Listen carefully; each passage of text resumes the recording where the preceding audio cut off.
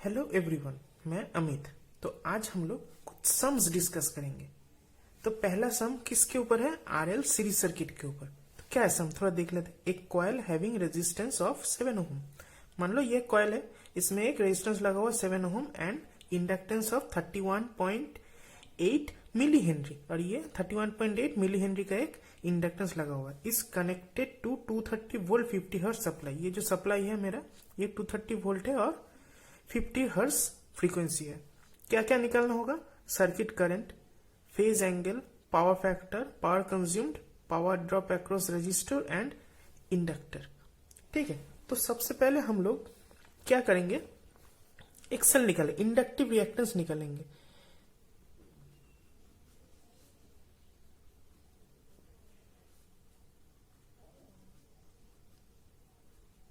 Inductive reactance को किससे denote करते हैं हम लोग?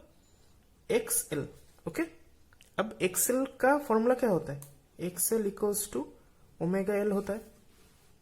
अब ओमेगा का मतलब 2 पाई एफ, और ये एल बैठ जाएगा। अब 2 पाई एफ कितना है? 50 है, और एल कितना है हम लोग का? एल कितना दिया हुआ है?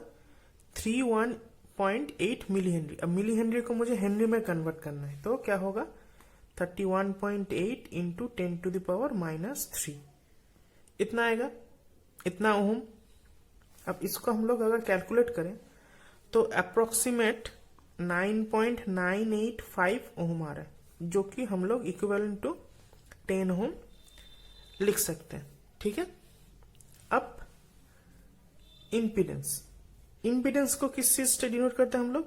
जेड। अब जेड का फॉर्मूला क्या होता है? जेड इक्वल्स टू, हम लोग पिछले वीडियोस में हम लोग देखे थे, R square plus XL square. अब आर हम लोगों को पता है 7 ओम, और एक्सएल अब लोग अभी निकाले तो 7 स्क्वायर प्लस 10 स्क्वायर। तो क्या आएगा? √7 से 49 और 10 100 149 रूट। तो इसका वैल्यू आएगा लगभग 12.2 ओम। ओके, अब करना है क्या? Circuit current. मुझे करंट निकालना है। अब I इक्वल्स टू, यहां पर क्या लिख सकते हैं हम लोग? I इक्वल्स टू हम लोग V/Z लिख सकते हैं। क्यों? क्योंकि V equals to I into Z होता है ना। V equals to I into Z होता है, तो I इक्वल्स टू V/Z लिख सकते हैं डेटा के अनुसार। तो V यहां पर कितना दिया हुआ है मेरा? 230 वोल्ट दिया हुआ है। तो 230 बाई, और Z कितना निकाला हम लोगों ने? 12.2। तो इसका वैल्यू कितना आएगा? लगभग 18.85 एम्प्स। ओके, सो मेरा पहला आंसर निकल गया। सर्किट करंट क्या होगा? तो सर्किट करंट मेरा निकल गया 18.85 एम्प्स। अब दूसरा क्या निकालने बोला है? Phase angle. तो फेज एंगल मतलब क्या होता है? नंबर 2 निकालने बोला है फेज एंगल। फेज एंगल, अब फेज एंगल मतलब tan फाइव होता है। अब tan फाइव मतलब यहां पर क्या होगा? XL by R. अब ये एक्सएल बाई आर क्यों हुआ? देखो, हम लोगों को एक जो इम्पीडेंस ट्रायंगल हम लोग पढ़ते थे वो याद है ना तुम लोगों को? ये क्या था? एक इम्पीडेंस ट्रायंगल हम ड्रॉ करेंगे तो ये जेड होता है, और ये क्या होता है? एक्सएल होता है, और ये आर होता है ना। तो ये इम्पीडेंस ट्रायंगल के अनुजाई, और ये मेरा फाइव होता है। तो tan फाइव क्या होगा? एक्सएल बाई आर, मतलब perpendicular by base. tan theta मतलब परपेंडिकुलर बाय बेस होता है, तो एक्सएल बाई आर ऐसा लिखेंगे हम लोग। अब एक्सएल का वैल्यू हम लोगों को पता है कितना था? 10 ओम, और रेजिस्टेंस मेरा कितना था? 7। ठीक है,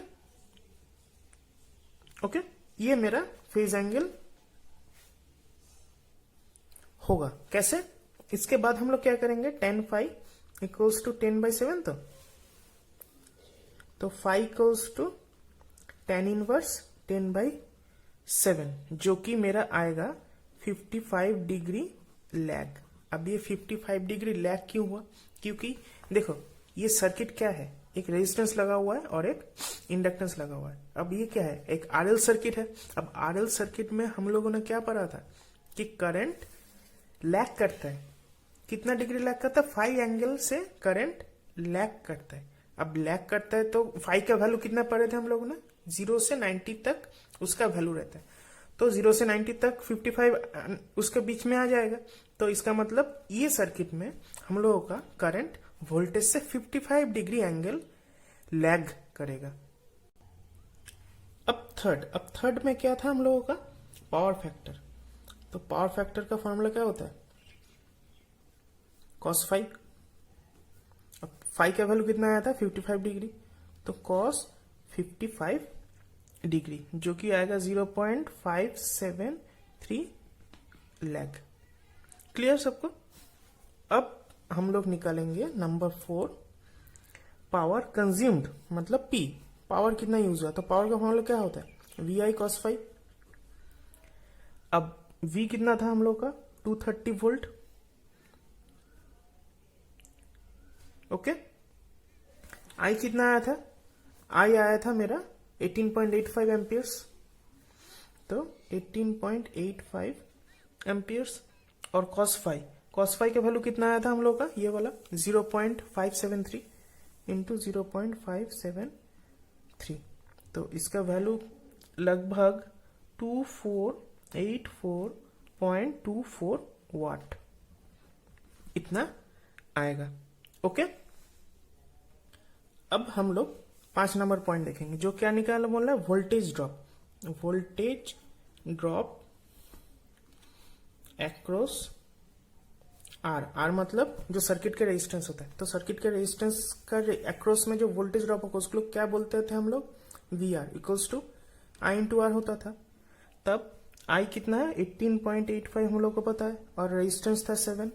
तो voltage drop across the resistance होगा 131.95 के अप्रोक्स।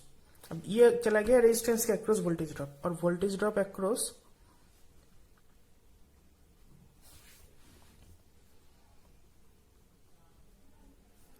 इंडक्टेंस। जो इंडक्टेंस के अक्रॉस वोल्टेज ड्रॉप क्या होगा, VL लिख सकते हैं हम लोग, VL equals to I into XL होता है ना। तो आई 18.85 और एक्सएल का वैल्यू कितना आया था, 10। तो 188.5 वोल्ट। आई होप ये सम आपको सब लोगों को समझ में आया होगा। अगर वीडियो अच्छा लगे तो लाइक कर दीजिए और चैनल को सब्सक्राइब कर दीजिए और अपने दोस्तों के साथ शेयर कर दीजिए। Thank you.